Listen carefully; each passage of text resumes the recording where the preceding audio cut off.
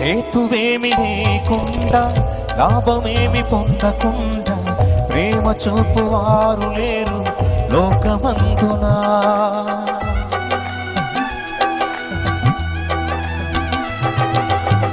హేతువేమి లేకుండా లాభమేమి పొందకుండా ప్రేమ చూపువారు లేరు లోకమందునా.